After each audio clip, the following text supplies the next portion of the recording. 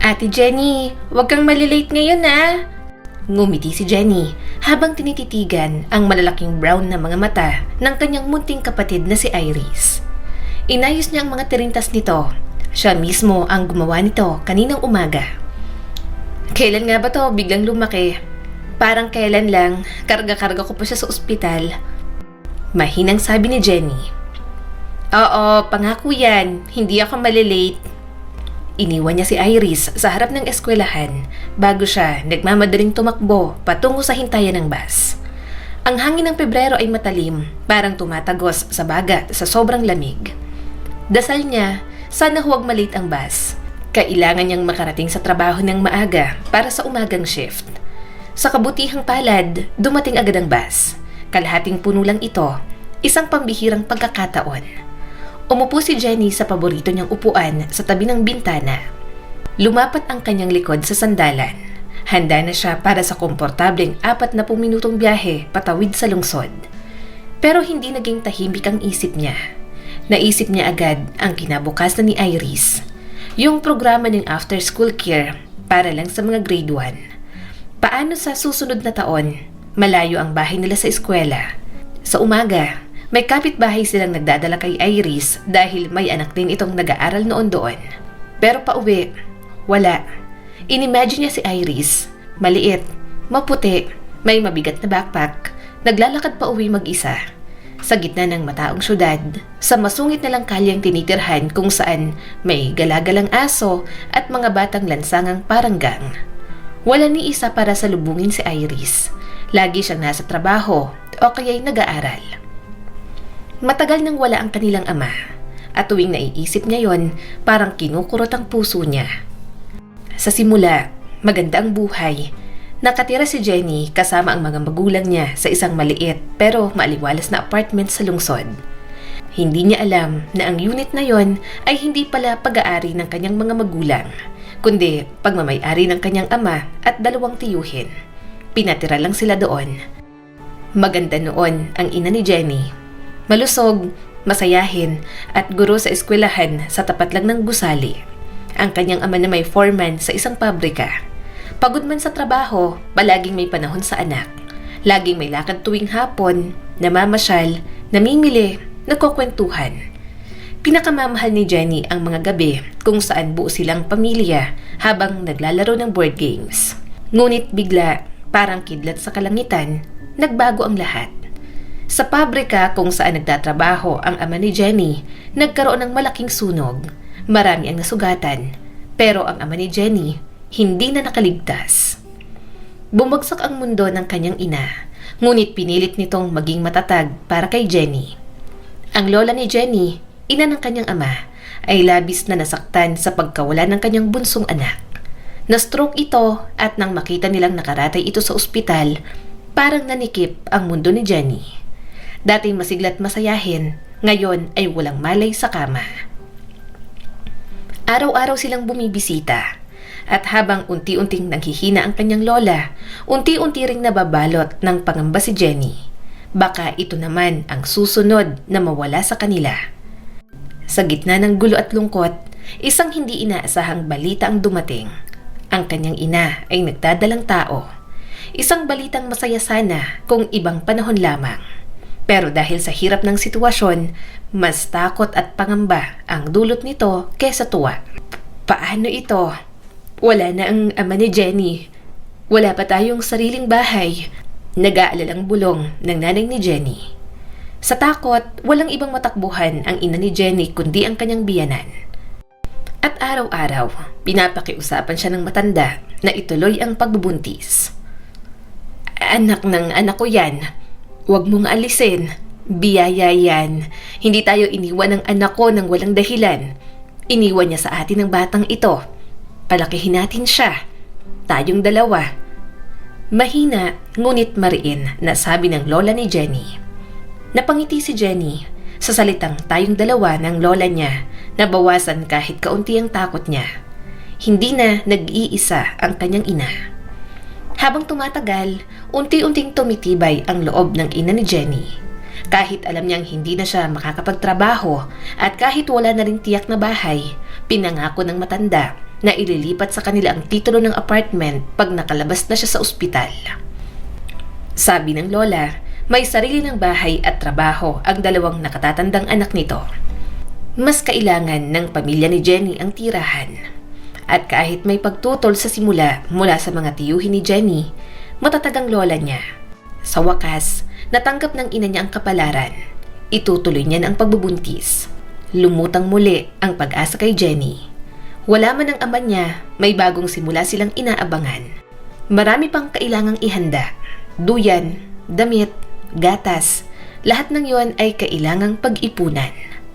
Si Jenny ang naging kanang kamay ng kanyang ina. Gusto niyang maging matatag na ate para sa bagong miyembro ng kanilang pamilya. Lahat sila, ang kanyang ina, si Jenny at ang lola, naghanda. Umaasang magiging masayang muli ang tahanan. Pero hindi rin nagtagal. Habang ang lola nila ay pilit na nagpapalakas, pabago-bago ang lagay nito. Minsan maayos, kinabukasan naman ay hirap huminga. At sa kasamaang palad, muling inatake ito. Hindi na ito nakaahon pa. Naglaho ang huling haligi ng kanilang lakas. Galit ang unang pumasok kay Jenny. Galit sa tadhana, parang hindi sila tinatantanan ng problema. Sunod-sunod, walang pahinga. Pero sa kalaunan, pinalitan ng galit ang lungkot, takot at matinding pangungulila. Hanggang sa dumating ang isang liwanag. Si Iris, isinilang ang isang malusog at maganda niyang kapatid. Pinangalanan ito mula sa kanilang mahal na lola bilang pagbibigay galang at pasasalamat. Muling nabuhay ang tahanan, ngunit nananatiling mahirap. Hindi na makapagtrabaho ang ina ni Jenny. Ang kaunting sustento ay hindi sapat. Wala ng lola para tumulong, wala na ring mga lumang gamit na ipamamana.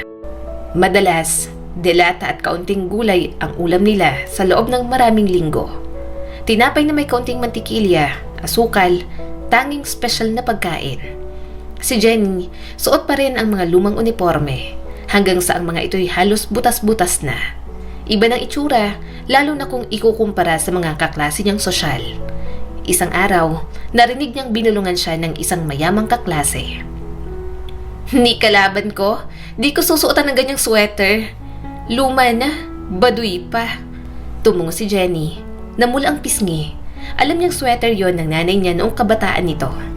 Mainit, maayos at sapat para sa klase, kahit hindi na uso.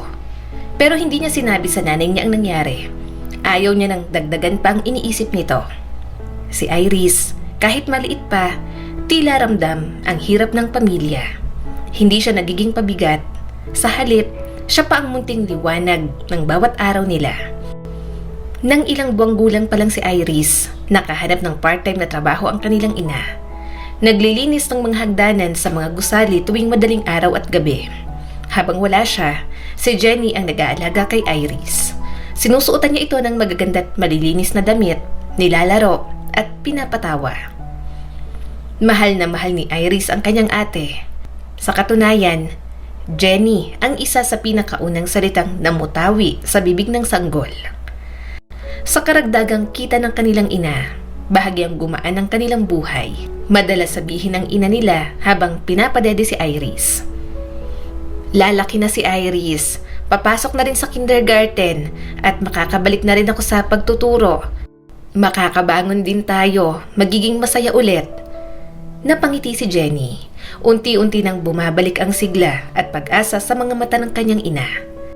Pero hindi pa pala tapos ang mga pagsubok.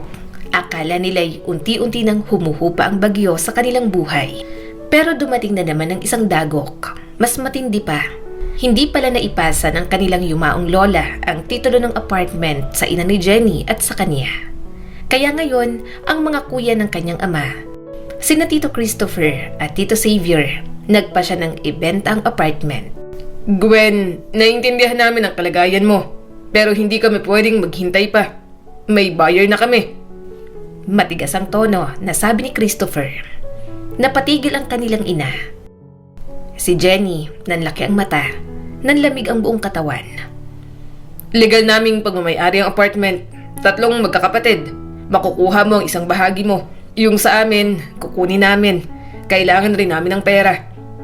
"Pero, paano niyong nagawa to sa amin? Dito kami nakatira. Wala kaming ibang malilipatan. Nakikiusap na sabi ng nanay ni Jenny. Legal ito at saka pagkatapos ng stroke ng nanay, hindi na siya ganun katino. Hindi natin masasabing totoo ang sinasabi niyang gusto niyang ibigay ito sa inyo. Sabi pa ni Christopher. Sa sobrang galit, sumugod si Jenny sa kusina habang buhat-buhat si Iris. Gusto ni Lola na sa amin mapunta to. Kailangan namin ng bahay.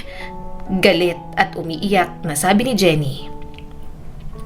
Jenny, anak, lumabas ka muna. Mahinang boses na sabi ng kanyang ina. Hindi niya alam kung galit o nagpapasalamat ang ina sa pagtatanggol niya rito. Pero sumunod siya, bagamat nanatili lang sa malapit. Kailangan niyang malaman ang mga susunod na mangyayari.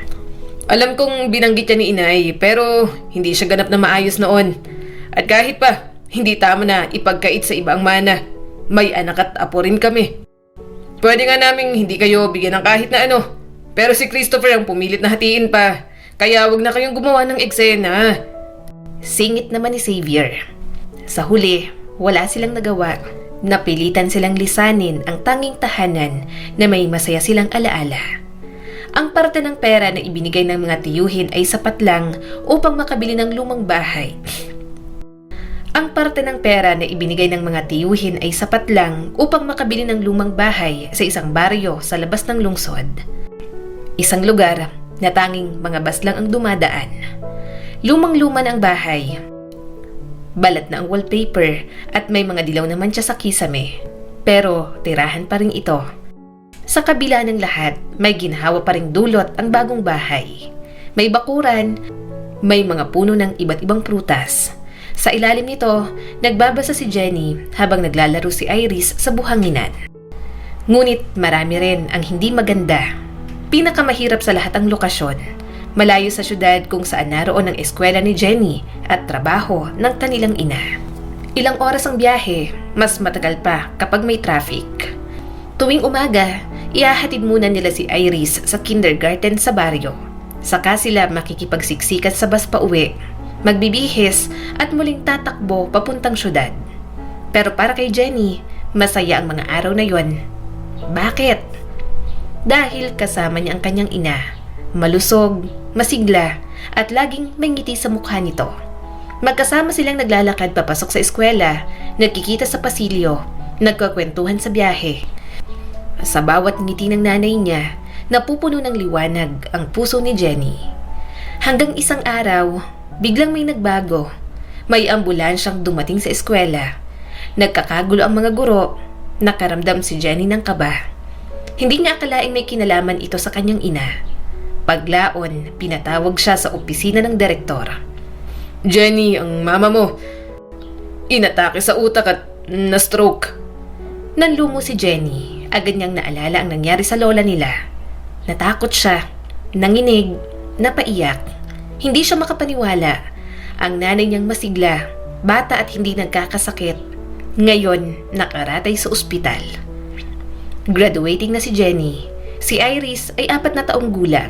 Sa ganitong sitwasyon, dapat sana'y kinukupkup sila ng DSWD, mailipat sa bahay ampunan. Pero may isang tumulong. Si Jennifer, kaibigan ng nanay niya sa trabaho.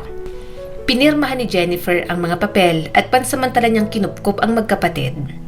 Si Jennifer ay may malaking apartment malapit sa eskwelahan.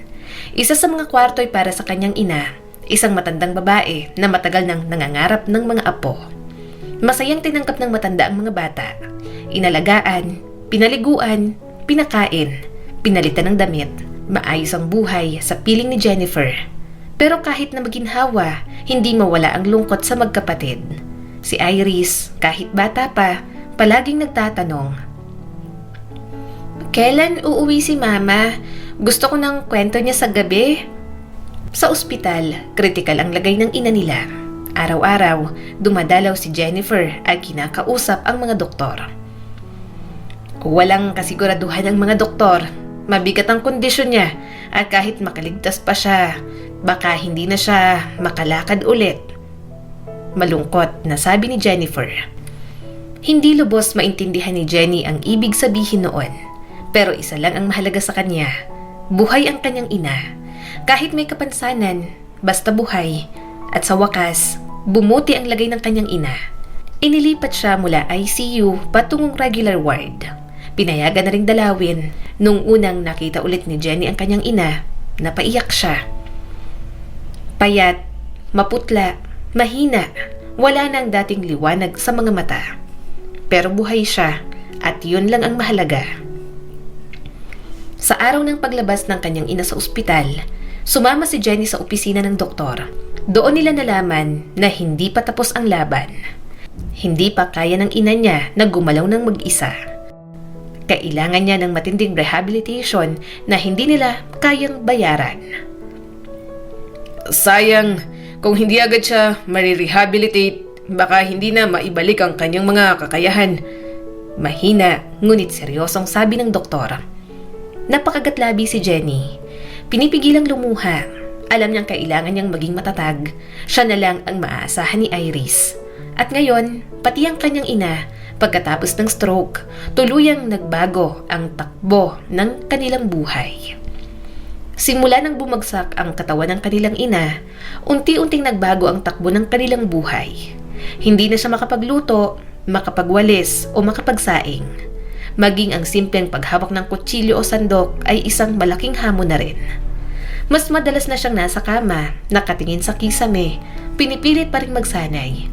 Naglalakad sa loob ng apartment, nagbubuhat ng magagaan na timbang. Pero kahit anong pilit niya, tila lalo lang siyang nanghihina. Sa edad na 14, si Jenny na ang naging ina ng tahanan. Siyang nagluluto, naglilinis, nag-aalaga kay Iris at tumutulong sa ina. Habang patuloy pa rin sa kanyang pag-aaral. Pero sa lahat ng hirap, ang pinakamasakit ay ang paghatid sa ina sa doktor. Inay, konti na lang, kaya natin to. Hawakan mo lang ako. Pagod, ngunit matatag ang boses ni Jenny. Bawat hakbang sa matarik na hagdan ay tila pakikipaglaban sa panahon. Napapapikit ang kanilang ina sa pagod, lumuluha sa sakit, hindi lang sa katawan, kundi sa damdamin na wala siyang silbi. Patawad anak, hindi ko ginustong maging pabigat. Noon, mahirap na ang buhay natin. Pero ngayon, lalo pang humirap. Mahina ang boses ng kanyang ina habang may luha sa pisngi nito. At mas lalong bumigat ang sitwasyon nang sabihin ng doktor na ang mga simpleng ehersisyo sa bahay ay hindi sapat. Kailangan ng espesyalista, mahal na rehabilitasyon, bagay na hindi nila kayang bayaran. Dinala siya ilang ulit sa libreng health center. Pero mali ang intensity ng klase, kulang sa gamit, walang gamot. Sa halip na gumaan ang pakiramdam ng kanilang ina, lalo lang siyang nahirapan. Pero kahit ganun, masaya pa rin si Jenny na kapiling nila ang ina. Dahil habang may buhay, may pag-asa. Kaya't sa puso niya, hindi pa tapos ang laban. Pilit siyang nag-aral ng mabuti. Pangarap niyang maging translator. Mula sa lumang laptop na ibinigay ni Jennifer, nanonood siya ng mga pelikulang Spanish at Italiano. Nag-enroll sa libreng online courses. Kaya nang dumating ang panahon, kayang-kaya niyang makapasok sa kahit anong universidad sa Maynila. Pero hindi niya magawang iwan ang kanyang pamilya. Sa halip, pumasok siya sa lokal na kolehiyo para manatiling malapit kina Inay at Iris. Mahirap ang buhay. Ang disability pension ng ina at benepisyo para sa bata ay kulang na kulang. Lumalaki na si Iris, kailangan ng sapat na nutrisyon, mga gamit sa eskwela at decenteng damit. Kailangan kong magtrabaho, matatag na sabi ni Jenny sa sarili. Nag-apply siya bilang kitchen assistant sa isang chain restaurant. Doon siya'y naghuhugas ng plato, naghihiwa ng mga gulay, nakikipag-usap sa mga delivery personnel at tinutulungan ang mga kosenero. Hindi man kalakihan ng sahod, sapat na rin para sa simpleng pangangailangan. Minsan, night shift pa siya at pagkatapos, diretso na sa klase. Puyat at pagod, pero kinakaya pa rin ni Jenny. Bilang isang ina, masakit para sa kanilang nanay na makita ang panganay niyang anak na halos hindi na nagpapahinga. Ilang beses siyang naluha sa harap ng hating gabi habang pinagmamasdan si Jenny na halos bagsak na sa pagod. Anak, kung ipapasok mo na lang ako sa nursing home, baka gumaan ang buhay niyo ni Iris. Wala na rin naman akong silbi. May hinanakit at lungkot na sabi ng kanyang ina. Huwag mo ngang sabihin yan, inay. Hindi kita iiwan. Lahat ng to lilipas din. Pagkatapos ko ng kolehiyo, magtatrabaho ako. Maalagaan ka na natin ng maayos. Gagaling ka pa. Naiiyak na sabi ni Jenny. At kahit pa tila nawawala na ng pag-asa ang ina, si Jenny, bagamat pagod at sugatan ng puso, ay patuloy na umaasa. Sa ikalawang taon ng kolehiyo, dumating si Daniel sa buhay ni Jenny. Galing siya sa isang malayong baryo at tulad ni Jenny, isa rin siyang working student. Nag-aaral siya ng engineering habang nagtatrabaho sa isang pabrika. Ang kwento niya, hindi nalalayo kay Jenny. Inulila ng ama, pinalaki ng ina na walang pinag-aralan pero matatag. Ngayon, gusto niyang makabawi. Matulungan ng ina at mga kapatid na babae. Nagkakilala sila ni Jenny sa isang bus. Isang simpleng araw, isang simpleng tagpo. Walang app, walang swipe left or right. Tanging paggalang at pag-alok ng upuan. Miss, upo ka na. Mukha kang pagod. Magalang na sabi ni Daniel. Hindi po. Okay lang ako. Maingat na sabi ni Jenny. Pero mapilit si Daniel, kaya naupo na rin si Jenny. At doon nagsimula ang kanilang kwentuhan. Napansin ni Jenny ang mga mata ng binata. Mabait, totoo, at walang bahid ng yabang. Sa kakakwento, hindi nila namalayang lumampas na si Daniel ng 7 hintuan. Uy, dito ka ba nakatira? Gulat na tanong ni Jenny. Nahihiyang ngumiti si Daniel. Hindi. Ayoko lang munang magpaalam. Kinagabihan, nanood sila ng sine. Ang unang date ni Jenny. Pagkatapos, naglakad-lakad sa ilalim ng mga ilaw ng lungsod. Magkahawak kamay. Ibinahagi ni Daniel ang kanyang mga pangarap. Makatapos, maging profesional, magkaroon ng sariling bahay. At mapasaya ang kanyang pamilya. At si Jenny, sa unang pagkakataon, naramdaman ang init ng kasamang hindi niya kailangang alagaan. Isang taong handang sumabay sa kanya sa hirap at tagumpay. Sa wakas, nagbukas si Jenny kay Daniel tungkol sa mga pinagdaanan niya. Tahimik lang na nakikinig si Daniel, pero bawat salita niya may bigat, may malasakit. Hindi ka na nag-iisa ngayon, Jenny. Seryosong wika niya habang nakatitig sa mga mata ng dalaga. Ako nang bahala. Tutulungan kita. Masaya nga akong nandito ako para sa'yo. Ramdam ni Jenny na totoo ang sinasabi ni Daniel. Hindi siya tulad ng iba. Siya ay maaasahan. Hindi lang puro salita, kundi gawa. At sa unang pagkakataon matapos ng mahabang panahon, nakahinga siya ng maluwag. Hindi niya na kailangang pasanin ang lahat ng mag-isa. Mula noon, naging katuwang niya si Daniel sa lahat ng bagay. Siya ang nag-aayos ng mga tumutulong gripo, sirang pader, at kahit installation ng bahay para mas maging mainit at maaliwalas. Marunong din siya sa gawaing bahay, nagluluto ng pang-ilang araw at naglalaban ng mga kumot gamit lang ang kamay dahil hindi kasya sa maliit nilang washing machine. Walang alinlangan si Jenny na tanggapin ang tulong ni Daniel. Parang pamilya na kasi ang turing nila sa isa't isa. Napalapit agad si Daniel sa nanay niyang si Gwen at pati na rin kay Iris. Lalo na si Iris na halos sambahin si Daniel. Sanay kasi si Daniel sa mga bata dahil bunso siya ng 3 magkakapatid na babae. Kaya para sa kanya, kayang-kaya niyang aliwin si Iris. Ginawa niya ito ng isang malaking dollhouse na gawa sa kahoy. Mangha si Iris, wala pa siyang nakikitang ganoon kagandang laruan. At hindi doon natapos. Gumawa pa si Daniel ng maliliit na kasangkapan para sa loob nito. Seryoso pa nilang plinano kung anong kulay ang kortina at disenyo ng sofa. Habang pinapanood silang dalawa, napangiti si Jenny. Isang araw magiging napakabuting ama si Daniel. Hindi man nila pag-usapan, parehong alam ng dalawa na magpapakasal din sila balang araw. Ang tanong lang, kailan?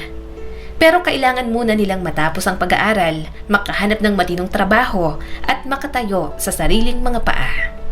Para kay Jenny, si Daniel ay parang gantimpala ng langit matapos ang lahat ng hirap at sakripisyo sa buhay. Sa piling niya, may kapayapaan, may katahimikan ang kaluluwa niya. Lahat ay magiging maayos, lagi niyang paalala. At naniwala si Jenny sapagkat si Daniel, kapag nangako, tinutupad niya. Nakangiti si Jenny habang nakatanaw sa bintana ng bus. Dumadaan sa kanya ang tanawin ng lungsod. Mabilis pero parang walang bigat. Mahaba pang biyahe pero ayos lang. May oras pa siyang magpahinga bago ang trabaho. Iniisip niyang makakauwi siya mamayang gabi. Ang nanay niyang si Gwen, muling nilalag tuwing gabi. Sabi ng mga tao, kapag pabago-bago ang panahon, mas ramdam ito ng may karamdaman.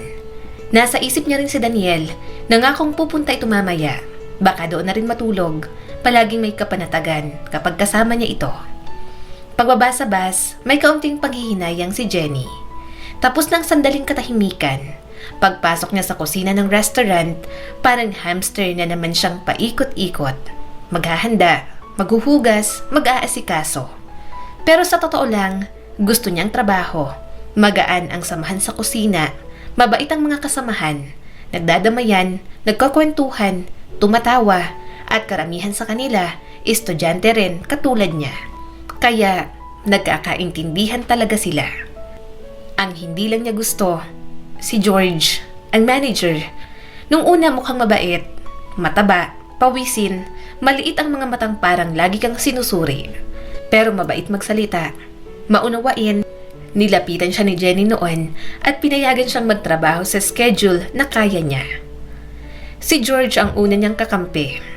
Akala niya, parang tito, mapagmalasakit, may 2 anak daw, nagbibigay pa ng bonus. Pero unti-unting nagbago ang tingin ni Jenny sa kanya. Palagi siyang pinapatawag sa opisina para raw pag-usapan ang trabaho. Minsan, nauuwi pa sa usapang pamilya. Nagbubukas si Jenny. Iniisip niyang naiintindihan siya ni George. Hanggang isang araw, habang magkasama sila sa opisina, lumapit si George, nilagay ang kamay sa balikat ni Jenny. Napapitlag siya. Hindi niya alam kung paano kikilos. Totoo ba to? Guni-guni lang ba niya? Naglakad siya palayo. Jenny, siguro panahon na para tigilan natin ang paligoy-ligoy. Diretso na ako. Gusto kita. Sabi ni George sa kanya. Nag-init ang pisngi ni Jenny. Hindi sa kilig, kundi sa takot, sa pagkailang, sa sobrang kaba. Matagal na kitang minamasdan. Sobrang ganda mo. Bata, sariwa, natural. Hindi kita malimutan. Gusto mong mag-spa tayo mamaya? Sabi pa ni George sa kanya. Gusto na ni Jenny tumakbo, lumayo, lumabas, pero hinawakan siya ni George sa braso. Mahigpit at hindi siya makapalag. Baka napaaga ako. Ikaw ay iba. Di tulad ng iba kong nakasama. Malinis, inosente. Pasensya ka na. Hihintayin ko kung kailan ka handa. Pagkabitiw sa kanyang braso, agad siyang lumabas. Tumakbo papuntang banyo. Pumasok sa cubicle at doon tahimik na umiyak. Hinayaan niyang dumaloy ang luha, takot, pandidiri at kung anong klaseng hiya na hindi niya maintindihan. Hindi niya sinabi kahit kanino. Ayaw niyang mag-alala ang kanyang ina. Ayaw niyang manggulo si Daniel at ang mga kasamahan niya. Baka hindi rin siya paniwalaan o baka masira pa ang trabaho niya. Napansin ni Matilda ang pagbabago. Madalas nang nasa kusina si George o di kaya'y ipinapatawag si Jenny sa opisina nito. Boss mo bang nagpapapansin sa'yo? Prangka at may halong tukso na sabi ni Matilda, ang veteranang kusinera. May asawa at sanay na sa mga ganyan, alam niya agad ang kilos ng isang lalaking may gusto. Nakikita ko kung paano siya tumingin sa'yo, halos tumulo ang laway. At ikaw naman, iwas ng iwas. Hindi na nagkaila si Jenny. Matagal na niyang gustong ilabas ang sama ng loob. Baka sakaling makahingi rin ng payo. Aba, si George pala isang romantiko. Maghihintay daw siya. Ay pare-pareho lang ang mga lalaki. Anong balak mo ngayon? Sabi ni Matilda habang nag-iikot sa kusina. Anong ibig mong sabihin? Naguguluhang sabi ni Jenny. Pinatagal mo ng ilusyon niya, nasa tuktok na siya ng interes sa'yo, naakit mo na. Pero mag-iingat ka, baka mainis siya kung patatagalin mo pa. Derechahang sabi ni Matilda. Hindi ko naiintindihan, nangingilabot na sabi ni Jenny. Uy, halata naman. Panahon na para bigyan mo siya ng senyas. Hindi yan binatilyo, hindi yan maghihintay habang buhay. Sabi pa ni Matilda. Wala akong planong patulan siya. Gusto ko nga siyang layuan. Nanlalaki ang mga mata na sabi ni Jenny. Gulat at medyo natawa naman si Matilda. Aba, kala ko ginagamit mo lang siya para mapakinabangan. Pero seryoso ka pala? Matilda, may asawa siya. May mga anak. Nakakadiri siya. Mataba, bastos, at nakakadiri talaga. Naiinis na sabi ni Jenny. Umiling si Matilda at malamig ang tinig. Nako, Jenny, dapat alam mo na, ang mga lalaking ganyan, laging naghahanap ng aliw sa iba. Napailing si Jenny. Ayaw niya. Nasusuka siya sa atensyon ni George. Ang mga sulyap nito, ang matatabis na salita, ang madalas na pagsasadyang magkasarilinan sila, lahat yon ay may ibig sabihin. Ngayon, malinaw na sa kanya. Si George, gusto siyang gawing kabit. Ideal sana kung makaalis siya roon, pero hindi niya kayang mawala ng trabaho. Alam ni George ang sitwasyon niya. Ang ina niyang may sakit, ang kapatid na si Iris, at ginagamit niya tong panakot at pang-akit. Sa ngayon, hindi pa lumalagpas sa limitasyon si George, pero pakiramdam ni Jenny, parang binibilang nito ang bawat araw. Maagang pumasok si Jenny. Si George, kadalasang dumarating tuwing tanghali, kaya't may ilang oras siya ng kapayapaan. Nagsalita si Matilda, nakasuot ng puting apron, may hawak na sandok. Ganda ng gising, ganda ng mukha, may conference sa kabila, asahan mong dagsang mga tao. Dumagsa na nga ang mga customer, pero kinaya nila, at tulad ng dati, mabilis, maayos at maaasahan. Nang humupa ang rush hour, nagkaroon ng katahimikan sa resto. Sa isang sulok, may mga estudyanteng nagkakape habang nag-aaral. Napaisip si Jenny sa nalalapit niyang exam. Nag-alok si Daniel na palitan siya sa shift para makapag-review. Kaya niya, mahusay na kusinero, mabait at malapit sa kanyang ina at pati na rin kay Iris. Pero ayaw niyang abusuhin ang kabutihan nito. May sarili rin itong buhay. Samantala, patuloy ang paghina ng kalusugan ng kanyang ina. Sabi ng doktor, kung hindi agad na-rehabilitate, baka wala ng lunas. Pero ang halaga ng gamutan, sobrang laki. Hindi rin kayang saluhin ni Daniel, ni hindi pa niya nasasabi rito kung magkano.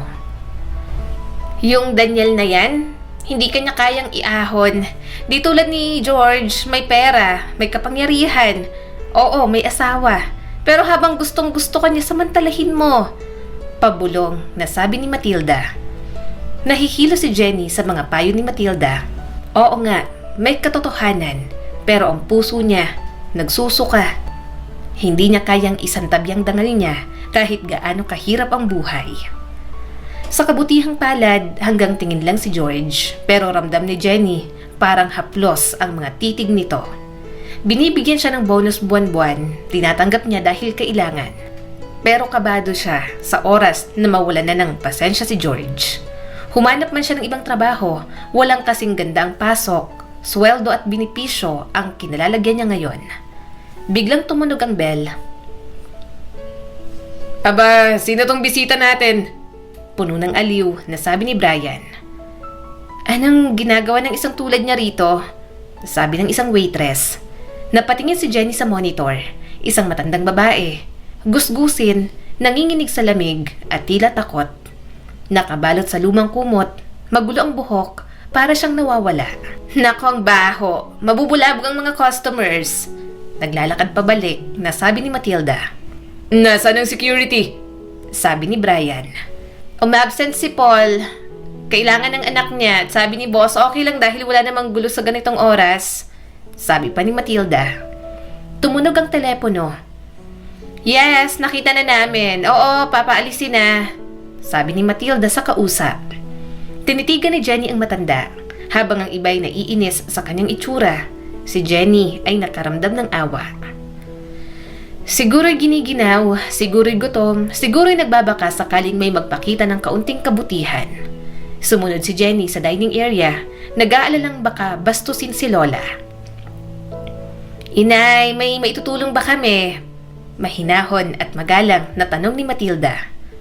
Marumi ang matanda, may sapot sa buhok, pero ang mga mata, malamlaman pero elegante. May taglay na karangalan. Ang ganda ng lugar na to. Parang napuntahan ko na dati. Nakangiti at mahina na sabi ng matanda. Ay siguro po, nagkakamali kayo. Pero kailangan po namin kayong paalisin. Kung humahanap kayo ng matatambayan, doon kayo sa mall. Malapit lang po dito. Magalang pero may distansya na sabi ni Matilda. Hindi. Dito ako titigil. Sabi ng matanda. Diretso ang matandang babae sa mesa sa may bintana. Umupo na parang reyna. Tila may tama yata sa isip. Mag-ingat tayo. Baka makuha na ng video at mapahiya tayo sa online. Pabulong na sabi ni Matilda. Pilit nang umiti si Brian, ang isa sa mga waiter. Ano po ba ang gusto nyong orderin? Ang gusto ko, sabi ng matanda. May pambayad ho ba kayo? Tanong naman ni Matilda. Nalilito ang matandang babae habang kinakapkap ang bulsa. Wala na. Nasaan ang pera ko? Ang cards ko? Saan po ba kayo nakatira? Mahinahong tanong ni Jenny. Nakatingin sa kawalan ang matanda. Sa malaking bahay. May swimming pool na L-shape. Gusto kong umuwi doon. Tila panaginip lang yung sinasabi niya. Mahina at pabulong na sabi ni Matilda. At doon sa gitna ng mamahaling restaurant, isang matandang babae ang nangangarap ng tahanan, ng init at ng dignidad na matagal nang nawala. Sa isang iglap, biglang bumigat ang hangin sa loob ng restaurant. Naramdaman ni Jenny ang bigat ng sitwasyon, lalo na nang pumasok si George. Galit na galit, tila bulkan na sasabog anumang oras. Napabuntong hininga si Brian. Kitang-kita ni Jenny ang awa sa mga mata nito para sa matandang babae. Pero bago pa man siya makapag-isip, pumasok na si George. Bakit nandito pa yan? Bakit hindi nyo pa pinapaalis? Ang sabi ko, paalisin nyo, hindi makipagkwentuhan. Gusto nyo bang dalhin niya ang mga surot dito? O kung anumang sakit? Nanginig ang matandang babae sa takot habang tinititigan ang matikas ngunit mapangahas na si George. Maski ang mga empleyado ay tila napatigil sa kaba. Kung sila ang natakot, paano pa ang isang payat at matandang gaya niya? Lumayas ka rito, bruha!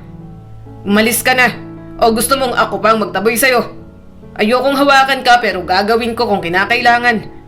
Matapang na sabi ni George. Nanginig ang babae na parang dahong tinangay ng hangin. Namuo ang luha sa kanyang maputlang mata at halos hindi gumagalaw ang kanyang labi nang magsalita. Dapat ikaw ang tanggalin. Bastos at malupit ka. Pero sila'y mababait. Parang lalong pinainit ng matanda ang dugo ni George. Halos hindi makontrol ang kanyang galit.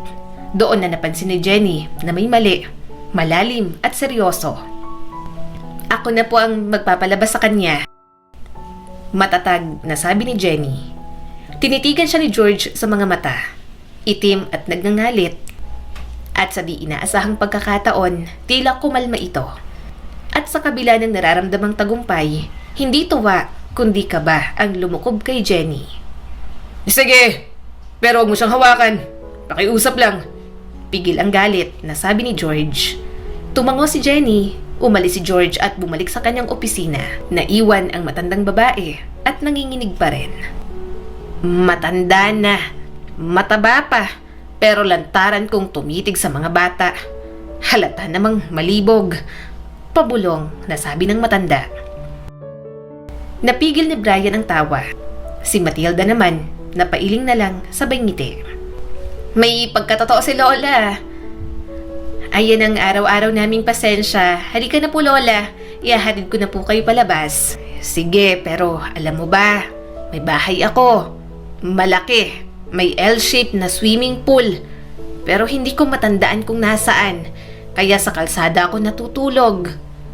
Napaisip si Jenny. Baka naman hindi lang basta salita ang sinasabi ni Lola.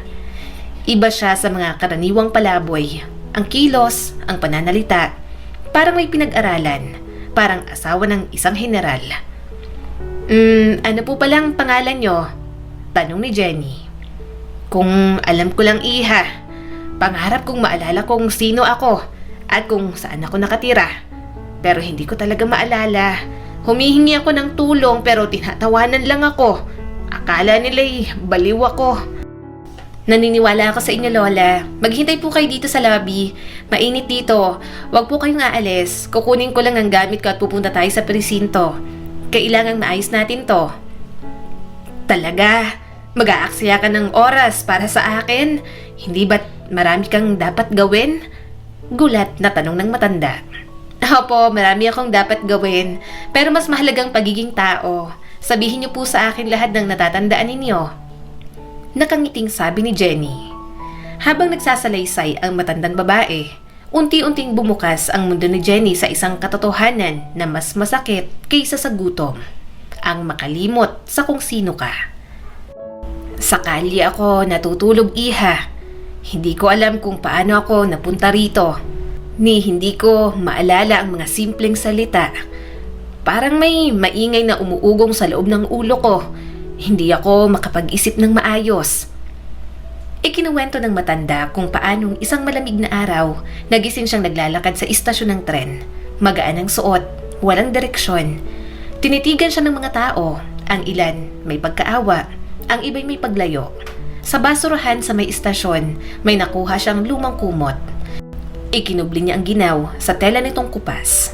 Pero hindi tulad ng init, ang gutom ay mas mahirap takpan. Wala siyang pera. Alam niyang hindi basta makakakuha ng pagkain sa tindahan. Napilitan siyang manghingi. Nagtaas siya ng kamay. Ilang mabubuting loob ang naghulog ng barya. Ang ilan ng maliliit na papel. Hindi pa siya tumatagal ng 15 minuto, may dalawang lalaking mukhang kapwa palaboy ang lumapit. Maamo pero may banta sa tinig. Sinabi ng mga ito na hindi siya pwedeng manatili roon. Ginagambala raw niya ang lugar ng ibang namamalimos. Pasensya na, bulong niya sa kanila. Hindi ko alam. Mabilis siyang lumisan. Walang ibang hangarin kundi sana maalala niya kung sino siya, kung saan siya uuwi. Ang kanyang ulo, parang tambol, tuloy-tuloy ang ingay. Hindi niya maayos ang mga iniisip. Unang gabi niya yun sa lansangan, pero hindi yun ang huli. Unti-unti siyang nasanay, natutong maghanap ng pagkain sa mga basurahan. May ilang mababait na nagbibigay sa kanya. Natuto siyang dumiskarte kung kailan makakakuha ng tirang gulay sa palengke, kung saan mas mainit matulog sa gabi. Kahit anong hirap, hindi niya lubos na tinanggihan ng dignidad. May ningning pa rin sa kanyang mata, isang uri ng lakas na hinubog ng panahon. Wala po ba talaga kayong naaalala? Malumanay na tanong ni Jenny. Wala, iha. At parang lumalakas ang ingay sa ulo ko. Natatakot akong tuluyan na akong mawala ng alaala. Tinitigan muli ni Jenny ang babae. Payat, marumi, puti ang buhok at tuyo ang labi. Pero hindi siya basta nanlilimos. May tikas, may pinagdaanan, may pinanggalingan. Hindi siya dapat basta kalimutan ng mundo. Si Jenny ay matagal nang nagpasya. Hindi niya iiwan ang matandang babae sa oras ng kanyang pangangailangan. Alam niyo, maghintay kayo rito. Hihingi ako ng permiso na makalabas sa trabaho at aayusin natin ang lahat. Huwag kayong mag-alala, magiging maayos po ang lahat. Bumalik si Jenny sa kusina at kinausap si Matilda. Matilda, paki-cover muna ako ha. Kukunin ko lang ang mga gamit ko. Naiintindihan ni Jenny na baka maglalakad-lakad ang matanda at hindi na niya ito mahahanap ulit. Ang matanda ay tila naliligaw na at baka makalimutan ang kanilang usapan at ang pangakong maghihintay siya. Okay lang yan, magmadali ka lang, sabi ni Matilda. Alam ni Jenny kung saan pupunta. May mga shelter sa lungsod na maaring hindi alam ng matanda. Pinuntahan niya ito, isang shelter na ilang kanto lang mula sa restaurant. Isang maayos na babaeng nasa kalagitnaan ng 50 ang edad ang bumati sa kanila. May mahinahon at malamlam na mga mata. Ipinaliwanag ni Jenny ang kwento nila. Tutulungan niyo po ba kami? Tanong ni Jenny, puno ng pag-asa at panghihinayang. Hindi niya matiis na iwan ang matanda sa lansangan. Wala kang mga dokumento, hindi ba? Tanong ng babae sa matanda. Napabuntong hininga ang matanda at umiling. Takot si Jenny na baka hindi sila tanggapin, pero sinabi ng babae, "Okay lang yan, walang problema." Nagkatinginan sina Jenny at ang matanda. Unay gulat, pagkatapos ay tuwa. Nagyakapan silang na magkasama, punong-puno ng emosyon. "Maraming salamat," ani Jenny na nakangiti. "Salamat po," tugon ng matanda. "Hindi ka lang matutulog sa tamang kama. Malilinis ang mga kumot. Baka makatanggap ka pa ng hapunan," dagdag ng babae. "Pero kailangan mo nang suriin ka ng mga doktor namin dahil sa kalagayan mo sa lansangan," paliwanag pa nito. Matapos ang formalidad, dali-dali nang bumalik si Jenny sa restaurant. Hindi na kayang i-cover ni Matilda ang buong shift kaya nagpasalamat si Jenny sa kahit kaunting tulong. Magaan ang pakiramdam ni Jenny. Alam niyang tama ang kanyang ginawa. Hindi niya kakayaning mabuhay kung hinayaan niyang palampasin ang kalagayan ng matanda. Plano niyang bumalik sa shelter upang tulungang hanapin ang pamilya nito. Plano niya ring mag-print ng mga flyer na may larawan ng matanda para ipaskil sa buong lungsod. Tutulungan siya ni Daniel. Inakala ng shelter na hindi taga roon ang matanda dahil nahuli siya sa train station. Kaya gagamitin din nila ang pulis upang hanapin ang mga kamag-anak nito. Pero sa restaurant, naramdaman ni Jenny na may mali. Galit na galit si George at kinukumpirma ito ni Matilda. "Galit na galit siya mula nang umalis ka," sabi ni Matilda. "Tinanong niya kung nasaan ka. Hinihintay ka niya sa opisina niya." Namatay ang loob ni Jenny sa takot habang papasok siya sa opisina ng kanyang amo. Hindi siya tiningnan ni George na galit, kundi ng isang nakakabagabag na interes na palaging nagpapakaba sa kanya.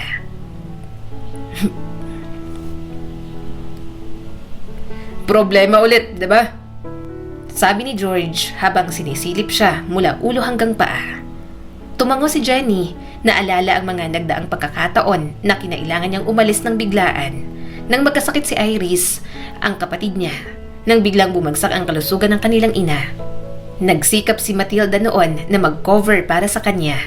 Pero walang bisa iyon.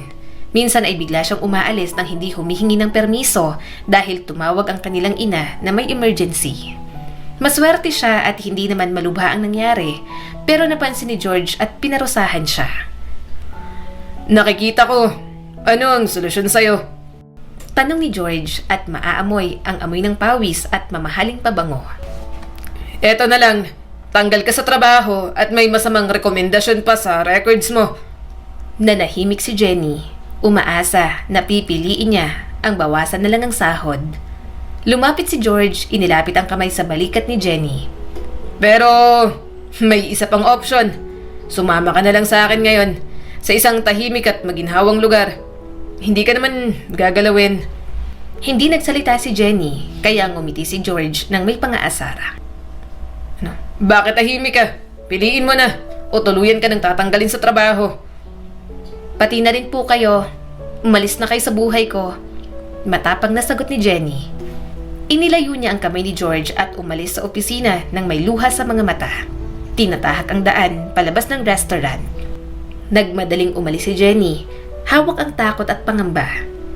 Ano nang gagawin niya ngayon? Kailangan niyang maghanap ng bagong trabaho sa lalong madaling panahon. Pero hindi niya pinagsisihan ang ginawa niya.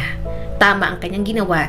Tinulungan niya ang matandang babae at hinarap ang mapang-abusong amo. Bago pumasok sa kanilang bahay, huminto si Jenny at huminga ng malalim. Ayaw niyang malungkot ang ina na palihim ng humihina araw-araw. Pagdating ng gabi, hindi na napigilan ni Jenny ang kanyang luha. Sa yakap ni Daniel, kanyang ibinuhos lahat ng lungkot at bigat ng kanyang puso. Dahan-dahang hinaplos ni Daniel ang likod at buhok ni Jenny. Pinapalakas siya. "Bakit hindi mo sinabi agad sa akin ang tungkol sa amo mo?" Sabi ni Daniel, may halong galit pero may malasakit. "Kung sinabi mo, baka kinausap ko siya." Dagdag pa niya. Ngunit tumango lang si Jenny. "Wala nang saysayon. Mas lalo lang tayong malulugmok kung lalaban pa ako."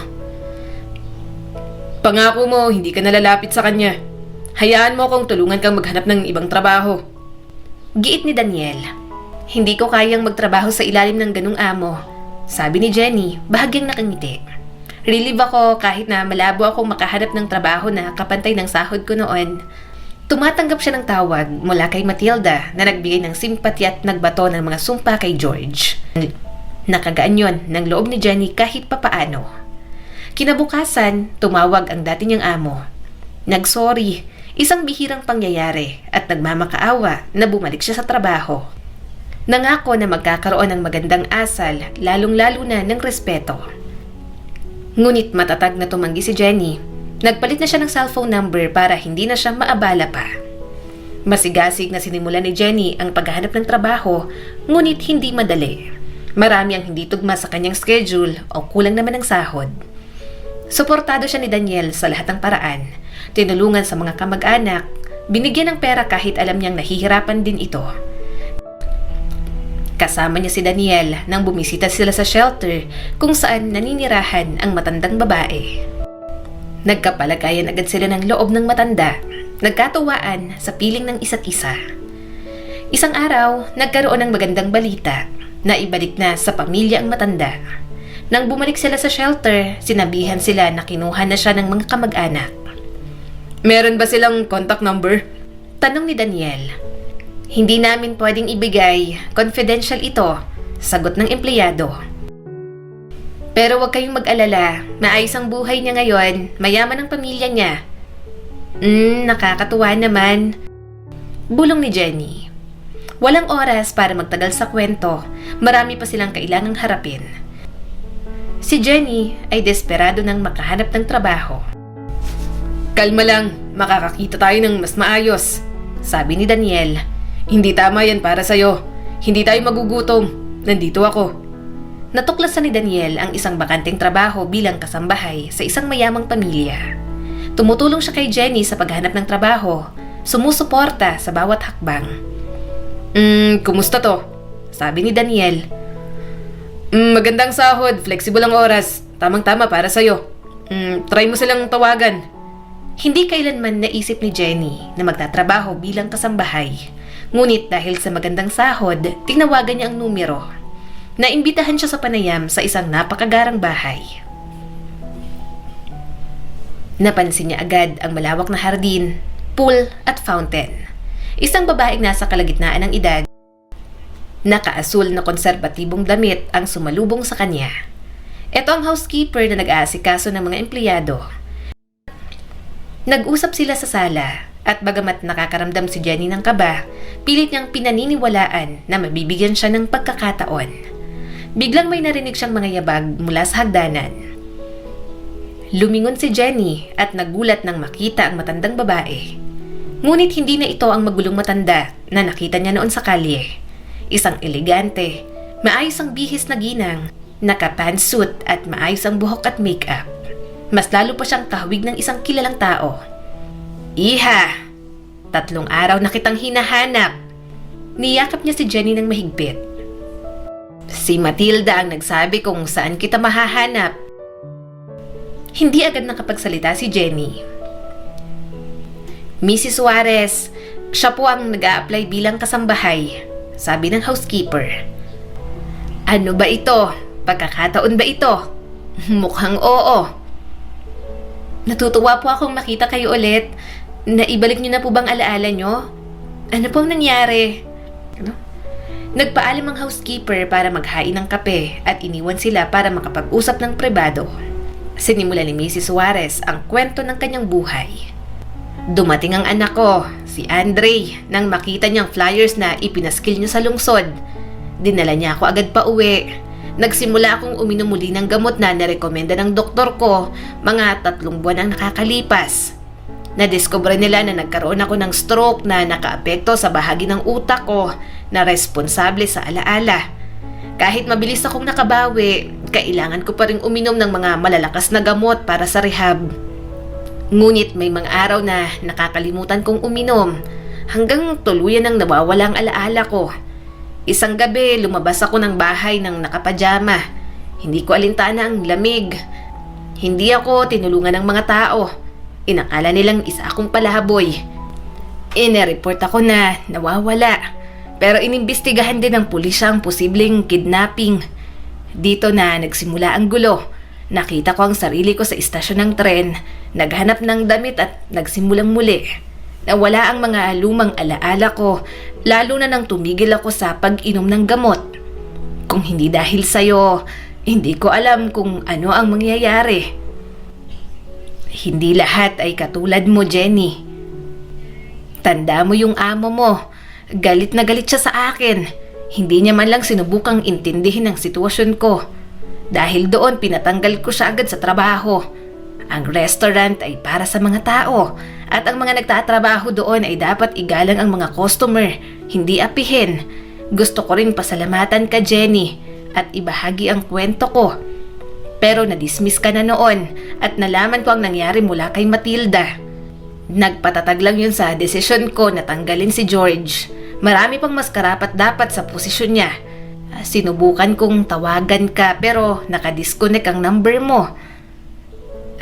Pinalitan ko po ang number ko. Hindi ko na po nasabi kay Matilda. Ayos lang, nahanap kita. Isang magandang pagkakataon ito. Habang naglalakad si Jenny sa syudad, naamoy niya ang bango ng mga nilulutong pagkain sa kanyang nadaraanan. Si Iris ay medyo gagabihin pa ng uwi. Kaya may oras pa si Jenny para mag-isip sa mga magagandang bagay. Nagbago ang buhay niya mula nang makilala si Mrs. Juarez. Ngayon, nagtatrabaho siya bilang translator sa isa sa mga international na restaurant ng anak ni Mrs. Juarez. Ang trabaho ay lahat ng inaasam niya. Magandang sahod, flexible na oras, at pagkakataong gamitin ang kanyang mga kakayahan sa wika. Nabibighani siya sa trabaho at natututo ng marami. Ang nanay ni Jenny ay sumasailalim sa pagpapagamot sa isang mamahaling klinik, ang parehong klinik na tumutulong kay Mrs. Juarez. Patuloy ang pagbuti ng kalagayan ng ina ni Jenny. Pakiramdam niya, unti-unting gumagaan ang bigat na matagal na niyang dala. Mas naging masaya at magaan ang kanyang buhay araw-araw. Ito ang gantimpala mo sa kabaitan mo. Parang mga kwento sa matatandang libro. Walang saysay ang mga ito kung walang kabutihan. Ang kabutihan, laging bumabalik sa taong mabuti ang puso. Iyon ang simula ng bagong yugto sa buhay ni Jenny. Sa kabila ng lahat ng pagsubok, unti-unti niyang naramdaman ang liwanag na bumabalik sa kanyang mundo. Isang araw, habang naglalakad siya sa parke, naisip niya kung gaano na kalayo ang narating niya mula noong una siyang nawalan ng trabaho at nakipaglaban para sa kanyang pamilya. Kasabay ng malamig na simoy ng hangin ay ang mga alaala ng mga gabing umiiyak siya sa bisig ni Daniel. Daniel, hindi ko alam kung paano kita mapapasalamatan. Kung wala ka, baka wala na akong lakas para bumangon. Hindi mo kailangang magpasalamat, Jenny. Kasama mo ako sa hirap at ginhawa. Ang mahalaga, hindi ka sumuko. Ngayon, kahit mahirap, nararamdaman ko na may pag-asa. Nakatanggap na ako ng tawag mula kay Mrs. Juarez. Nagtrabaho ako bilang translator sa restaurant ng anak niya. Ang galing mo talaga. Alam kong magtatagumpay ka, Jenny. Sa araw-araw na pagpasok niya sa restaurant, unti-unti nang bumubuti ang kalagayan ng kanyang ina. Hindi na kailangang mangamba ni Jenny dahil may magandang klinika na tumutulong sa kanyang ina at may taong tunay na nagmamalasakit. Ngunit hindi lang ito tungkol sa trabaho o kalusugan ng kanyang ina. Para kay Jenny, ito ay tungkol sa panibagong simula, panibagong pag-asa. Anak, naramdaman ko ang pag-ibig mo kahit malayo ako. Salamat sa lahat, Jenny, sabi ng ina habang nasa telepono.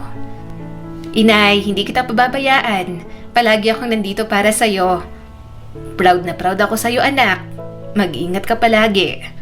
I love you, Nay. Habang lumalalim ang gabi, naalala ni Jenny ang sinabing Daniel noon. Ang kabutihan ay laging bumabalik. At tama siya. Sa likod ng lahat ng paghihirap, may mga taong nagbibigay ng liwanag at pag-asa. Ang mga simpleng gawa ng kabutihan tulad ng pagtulong niya kay Mrs. Juarez ay nagbalik sa kanya ng biyaya. Ang buhay ni Jenny ay patunay na sa bawat unos may bahaghari na naghihintay. Daniel, sa kabila ng lahat, naniniwala ako na kaya nating harapin ang bukas. Tama ka, Jenny. Magkasama tayo sa bawat hakbang. Salamat sa pagtitiwala mo sa akin, sa pag-ibig at suporta mo, palagi. At salamat din sa pagiging matatag at mabuting tao, Jenny. At sa kanilang mga puso, ang pag-asa ay nanatiling buhay, isang apoy na hindi kailanman mamamatay. Sa buhay ni Jenny, natutunan natin na ang tunay na lakas ay hindi nasusukat sa dami ng pera o posisyon sa trabaho, kundi sa tibay ng puso at tapang na harapin ang mga pagsubok. Kahit na siya ay nasaktan, naloko at nilabag ang kanyang karapatan, pinili niyang lumaban ng may dignidad at malasakit. Hindi lang para sa sarili, kundi para sa mga taong mahal niya. Ang pagtulong niya sa isang matandang babae na nangangailangan ay nagpapatunay na sa kabila ng hirap, ang kabutihan ay nananatiling ilaw sa dilim. Hindi man agad nakikita ang bunga ng ating mga mabubuting gawa, darating ang araw na babalik ito sa atin ng mas higit pa. Kaya sa bawat isa sa atin na dumaranas ng pagsubok, tandaan natin ang kwento ni Jenny. Huwag matakot maging matatag, huwag matakot lumaban sa mga maling nangyayari, at higit sa lahat, huwag kalimutang tumulong sa kapwa kahit gaano pa kaliit ang ating makakaya. Dahil sa bawat kabutihang ating ginagawa, may kabutihan din tayong matatanggap. Hindi palaging mula sa ibang tao, kundi mula sa sarili nating puso na nagiging mas payapa at masaya. Muli, ako po si Skylar Guro at sana'y may bago na naman kayong natutunan sa kwento natin ngayon. Maraming salamat po.